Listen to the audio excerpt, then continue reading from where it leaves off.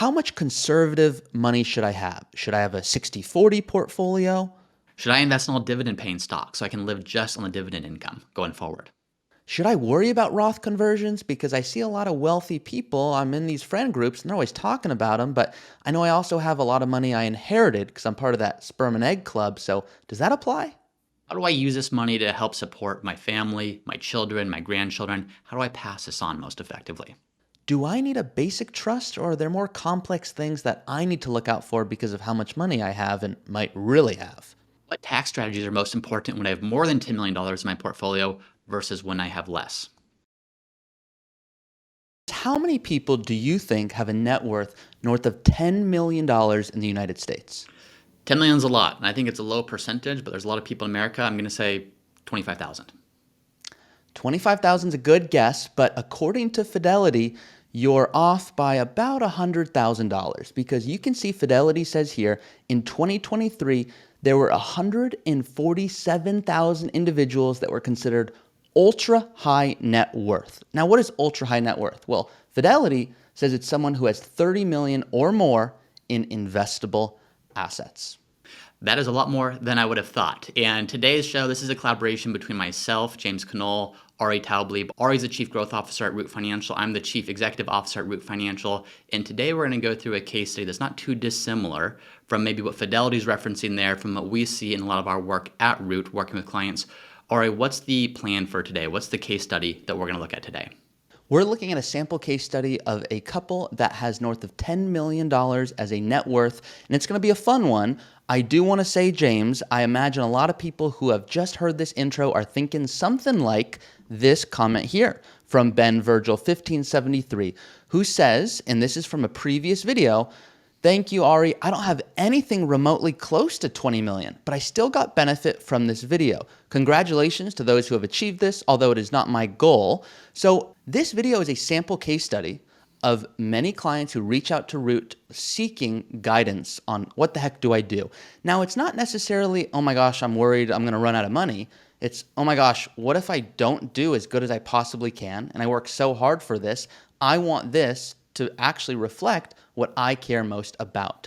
So this is the case study that we are looking at today. You can see a total net worth of $14 million, and we're going to have some fun. And Ari, while you're doing this, the reality is there's so many different things. There's investment strategies, tax strategies, insurance strategies, estate strategies. But today we're going to talk about what's that first thing that you should be looking at. If this is you, what are the first things that you should be looking at so that you know what to look at when it comes to investment, tax, other types of strategies. But let's dive into the details and we'll start looking through that. We want to get to the details as badly as you guys do, so we're going to look at tax stuff, investment stuff. It's going to be a blast, but we are all about being transparent here at Root. And here's a comment from Bum Hip who says, "You're doing the Lord's work here. I mean, who is more underserved or vulnerable than the top 0.05% of asset holders?" James, thoughts there? My thoughts are, yes, very much tongue-in-cheek, and we have tons of content from people in many different phases of life. So if this does not apply to you, you don't have to watch. I think there's going to be a lot of curiosity here. I think there's going to be a lot of just fun things to look at here. But most importantly, there are core strategies that do apply to everyone, regardless of if they have 20 million saved, 20,000 saved. So hopefully there's some themes that you can pull out regardless of where you stand there. Well said. So let's learn about this couple because this is what we're talking about today. So you can see this couple. You can see we're just putting some names here: retiree, spouse, and child. We got real creative there. And you can see retiree has a 401k with $2.4 million. Spouse also invested well, $2.2 million, $250,000 in a Roth IRA, $50,000 in an HSA. And then, guys, you guys know my jokes. Many of them are bad, and I apologize in advance. But this inherited stock, we sometimes also call the Lucky Sperm and Egg Club. I know. Get mad at me later. You can tell me in the comments. But you can see they've inherited $8.5 million, and those are actually just two positions. They inherited Apple and Amazon. So they are now wondering, how much can we spend? And Ari, real quick, I'm going to step in here. If you're looking at that and say, I don't have any inherited accounts, this could be anything. Maybe you just sold a business and you have some proceeds from that. Maybe you just sold a property or a few properties and you have some proceeds from that. Maybe the numbers you have are the same as that. Maybe they're quite different. The reality is it's the way that we want to talk through this that's most important, not the actual numbers themselves. Beautifully said. You sell a business and you have, let's call it $8.5 million. You're really in the same spot of if you inherited stock. The difference is the emotional component. For example, my dad, he tells me almost every day, Monster stock has done so well. If I were to just sell Monster stock, I might feel maybe I've lost a little bit of my dad. Now, we have financial conversations, but many of you will share with us transparently, I just can't sell that stock. That reminds me of my mom or my father. Or other people go, I have no concerns. They want me to do what makes most sense for my situation. So let's take a look and see how much this couple can realistically spend.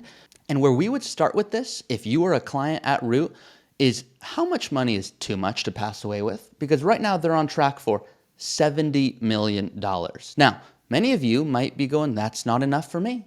But I'd imagine most of you would go, no, that $70 million looks like a lot of regret. It looks like a lot of, why didn't I spend more on my children? Why didn't I take bigger trips when I had my energy and my health? Why didn't I retire earlier? So James, let's explore a little bit about how much can they spend. Let's do that. And Ari, this number, that 70 million, a lot of people probably watching are saying that's just absurd. That's not me. I'm going to have nowhere close to that.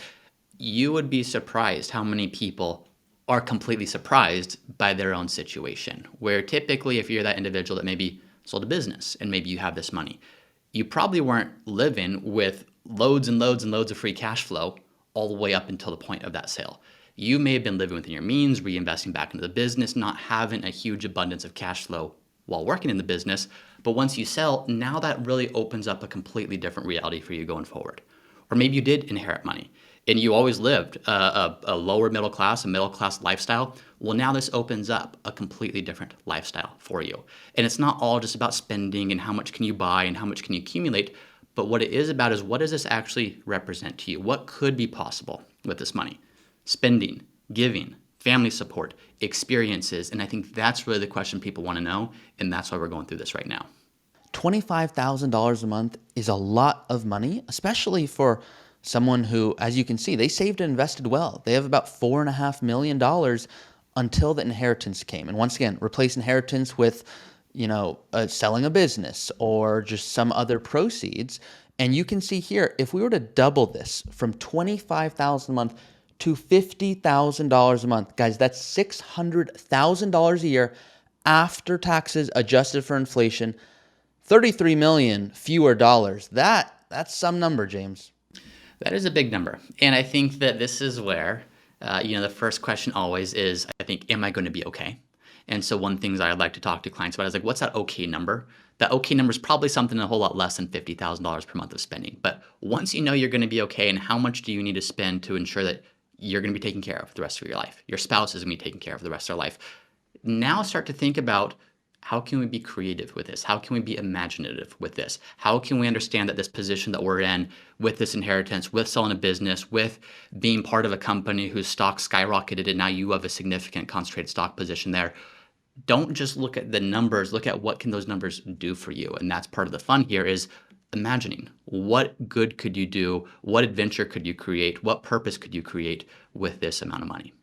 A lot of people will tell us, I'm worried to screw up. Once again, I know I'm going to be okay, but I'm worried I'm going to screw something up. And investing often comes up. So before we increase the spending more, because you can see they're still on track for $35 million, what if they don't invest well, or just would be more comfortable with a very preservation-esque allocation? How would that impact their portfolio?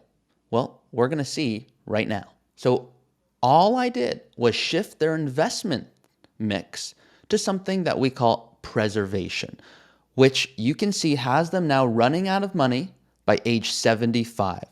One of the things I think is important here already to look at is the fact that all of these graphs and projections and this looks awesome, that all comes down to assumptions that we're making. What growth rate are you getting? How much are you spending? What's inflation going to be? And a big part of why I'm glad you're showing this is none of this is guaranteed. There is no guarantee that your specific investment mix is going to return a specific rate of return. There's no guarantee that inflation is going to stay under a certain rate of return. So a big part of this is, how much could you spend? What could life look like, assuming things go the way we'd like them to go, but then also stress testing this of, what if you're not getting the returns that were planning for, or that historically you would have received, how does that impact this? Or how does choosing the right investment mix impact what the future can look like? So huge swings here with seemingly not that significant of changes, but these changes are really significant, especially at this asset level that we're looking at here.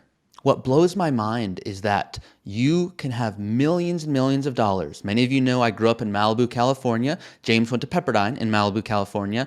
And I grew up around a lot of characters. That's me being nice, okay, guys? And some of these characters, they want to spend 30, 40, 50,000 a month. Now, a lot of these characters are extremely nice people, and I'm being coy here, but the fact that you could have tens of millions of dollars and still worry about running out of money, many of you go, there's no way they think that. And it's true, they do. And so you can see here, you click one button and it looks like you have 70 million, and you click one button and you're running out of money.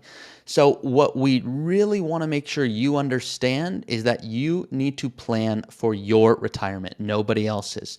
So the assumptions in here are key. One thing that we want to make sure you're always thinking about if you're in a similar situation is this 50,000 a month number. This is assuming that's every single month in retirement. James, do we find most of our clients are spending the same amount? Does it change? Not just for our clients, but I think for retirees and people, well, as a whole, it does not the exact same every single month throughout retirement. Definitely not. So this 50,000 a month, obviously we're dreaming here. We want to see, okay, how much is too much? But we can also separate some of these things. So for example, assume 25,000 a month. They go, oh my gosh, 25,000 a month. We could do everything we wanted and more. That is a really comfortable retirement. Well, now, once again, they're on track for potentially $70 million. The beauty of compound interest you can see on that graph there. But maybe they want to travel more, or maybe they want to give more. And we're going to do another episode going into more details on giving and tax strategy and estate planning. Today is really showing you how much can you spend with the assets that you have. And I'm going to let you, James, throw out a number here. Annual travel luxuriously, first class, taking the family, friends. How much do you think that might be on an annual basis? Let's say 150,000. 150,000. You got it. So 150,000. So that's 150,000. Let's see how that impacts the plan. And Ari, how long are they traveling for? Is this traveling every single year for the rest of their life, or is this for the first number of years in retirement? Good question. So they are putting travel here for the first 30 years. Now, I say first 30 years, James, because they're retiring early. So if they retire at 55 and they live till, let's say, 85, well, then they spend 30,000 every single year. But for many people, this initial amount of 30 years, that's just not realistic. So we could switch this to 10 years or 15 years. That way it's accurately reflected in your plan. They are just saying, hey, what if we want to travel every single year if we have the health to do it? And you can see here, I mean, that's a large number. That's 11 million fewer dollars, but obviously they're still in a comfortable position.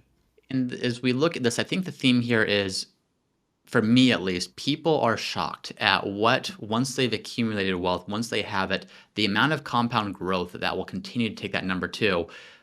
Most people, the fear, and this is normal, this is how we're hardwired, is to say, what if I run out of money? What if this doesn't last me? To us, yes, we're concerned about that, of course, for our clients. We want to put plans in place to make sure that doesn't happen. But equally, how do we prevent the fear of regret or the risk of regret of what happens when this individual doesn't do all the things they would have wanted to do? They say no to the things that would have brought amazing memories and experiences to them, their family, their friends. They say no to all that because they don't have the plan to feel fully confident in their ability to do so. And they wake up one day when they're 85, or they wake up one day when they're 87, and they say, oh my gosh, I now have $60 million in my portfolio. There's only so much I can do as an 86-year-old, as an 87-year-old with this money. Sure, I've got some healthcare expenses, but man, I wish I could have spent this money in my 50s, in my 60s, in my 70s to do the things I no longer have the ability to do. And so when we say dream a little bit, it's not just kind of pie in the sky, everything's going to be rosy and good. It's truly, what can life look like? Let's be imaginative, because if we're not, there might come a day when you really regret not doing some of the things that you could have done. I think we should guess what's in people's heads right now, James. So let's go back and forth, and we're going to do just rapid fire question style. I'll start, and I want you guys to let us know in the comments if this is how you're feeling. So I'll start, If I'm this person and I'm hearing everything I've heard so far, one question in my head is, how much conservative money should I have? Should I have a 60-40 portfolio? Should I invest in all dividend paying stocks so I can live just on the dividend income going forward? Should I worry about Roth conversions? Because I see a lot of wealthy people. I'm in these friend groups and they're always talking about them, but I know I also have a lot of money I inherited because I'm part of that sperm and egg club. So does that apply? How do I use this money to help support my family, my children, my grandchildren? How do I pass this on most effectively? Do I need a basic trust, or are there more complex things that I need to look out for because of how much money I have and might really have? What tax strategies are most important when I have more than $10 million in my portfolio versus when I have less? So in this video, we looked at a very high level case study of what you can look to spend, what you can do with this level of wealth. If you enjoyed this, make sure you subscribe, because in the coming weeks, Ari and I are going to do case studies that dive more into the details, more into the tax strategies, more into the investment strategies, more into the nuts and bolts of things you can do to enhance this money, to enhance your situation once you've gotten to this point. If you're in this situation and you're looking for an advisor to actually help you implement some of these strategies, reach out to us here at Root. We have a private wealth team that does this all day, every day. Rootfinancial.com is our website. There's a link to it in the show notes. Reach out to us to see if there might be a good fit to work together. But once again, as we wrap up, make sure that you're subscribed, because in the upcoming weeks, there's going to be a lot more videos just like this, diving into the details of what you can do to optimize your situation going forward. See you guys next time.